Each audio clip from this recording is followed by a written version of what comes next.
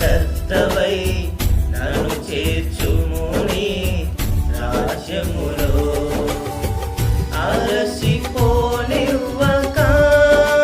నన్ను నీదు ఆత్మతో నింపి,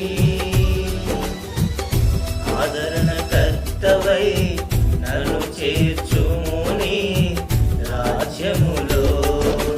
నిజమైన ద్రాక్షవల్లి నీవే,